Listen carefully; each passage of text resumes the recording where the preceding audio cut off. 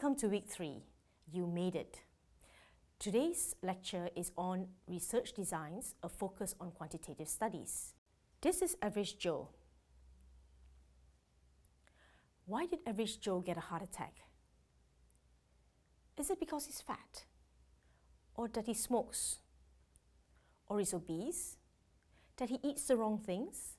Or is that because his brain is too small? Or that he weighs too much? Researchers conduct epidemiological studies to understand disease causation, describe disease causation, and generate and test hypotheses and evaluation of health interventions.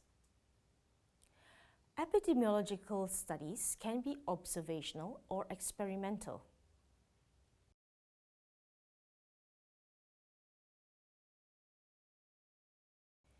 In observational studies, the researcher allows nature to take its course, observes existing phenomena, and measures risk factors and outcomes.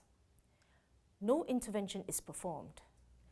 The investigator does not control the study population or the factors to which the study population is exposed. Observational studies can be further divided into two subcategories, descriptive or analytical. A descriptive observational study is when the study is limited to a description of occurrence of disease in a population. This is often the first step in epidemiological intervention. Case reports or case series are an objective report of a clinical characteristic or outcome from a single or multiple cases of disease. This is the weakest type of study reported. However, it is useful in the recognition of description of a new disease and detection of drug side effects. It recognizes the unexpected, which is where discovery begins. It's often thought-provoking and best used to stimulate performance of more powerful studies. However, such diseases are prone to overinterpretation and should not be used to draw conclusions about cause and effect. It also cannot test for statistical association because there is no relevant comparison group as shown on this slide. An example of a published case report occurred in 1961, where there was a 40-year-old woman who developed pulmonary embolism after beginning use of oral contraceptive.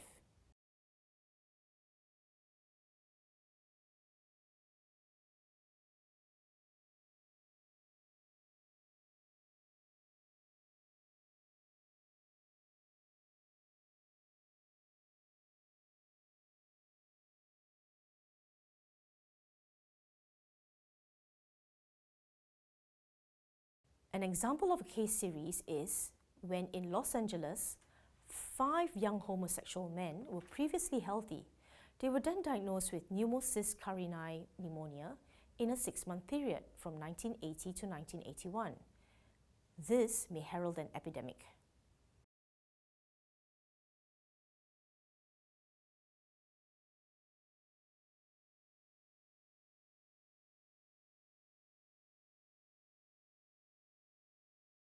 Cross-sectional studies is when a population is surveyed at a single point in time. This is like taking a knife and slicing it through a piece of cake. It describes the relationship between exposure and disease. However, it is difficult to determine or verify the temporal sequence of cause and effect. This is an example of a cross-sectional study.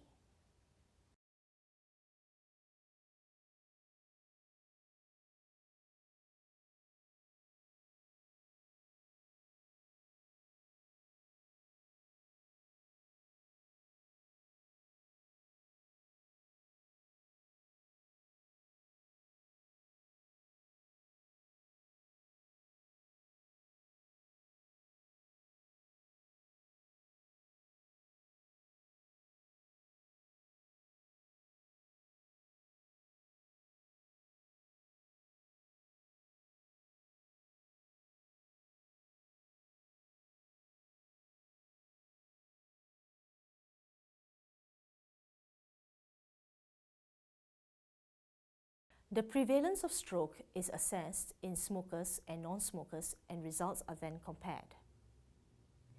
Analytical observational studies are performed in a population or groups of people in the region rather than the individual person.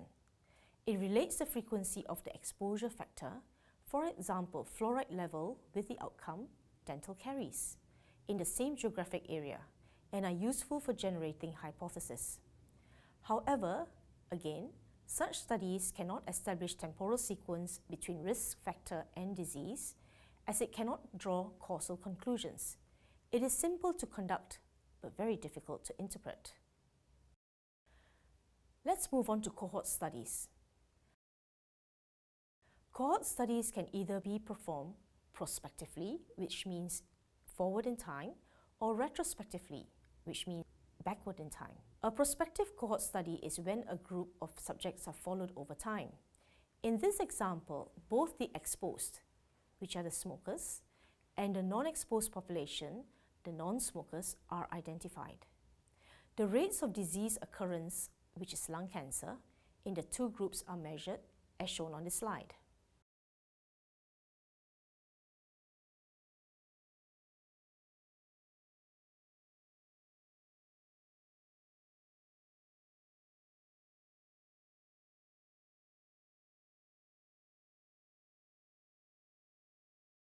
A case control study, however, is a retrospective cohort study.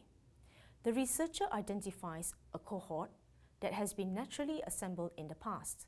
Example, patients with and without lung cancer. Collect data on their exposure history and compares the data between the two groups.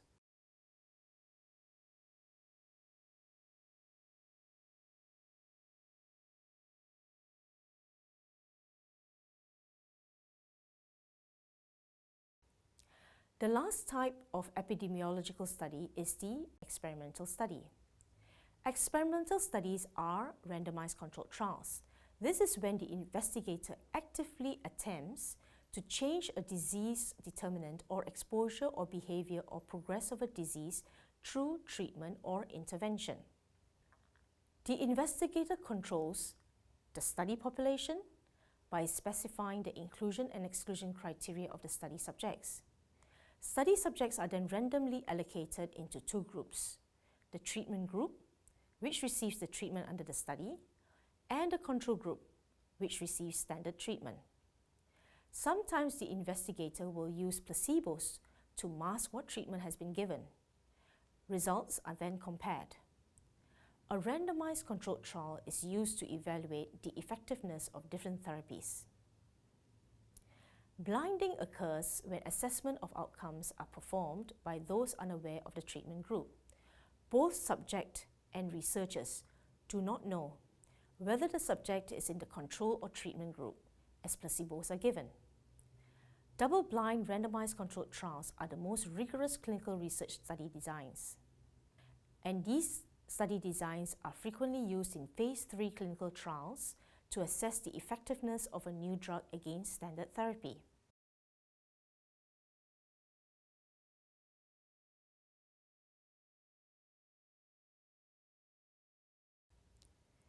So how do you decide which study method to use? You need to link the study design to the research question. For example, for prevalence studies, cross-sectional studies are the best. For causes of risk factors, case control, cross-sectional studies or cohort studies are the best. To determine prognosis, cohort studies are the best.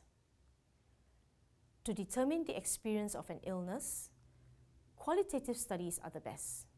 This type of study design will be explained more in week 4, where the qualitative study module will be shown. However, if you want to determine the effectiveness or harm of a treatment or an intervention, randomized controlled studies are the best. This is also another useful slide that links the study design to the research question. To implement activities, surveillance studies, meta-analysis or systematic reviews provide the best evidence. Some research questions can be answered by more than one type of study design. The study design which you choose will depend on the objective of the study. the time you have to complete the study, the cost required, and the availability of data. Each study design will provide different levels of evidence. Analysis provide the highest level of evidence, followed by a randomized controlled trial.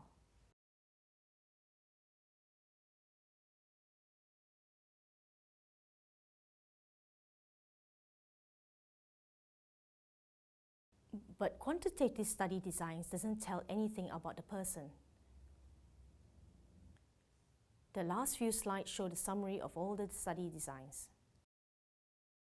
Determining the study design.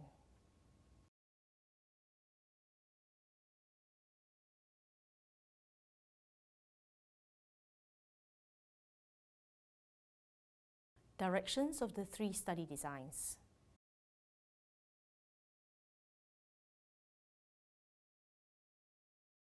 And finally, this slide shows a comparison of all the study designs.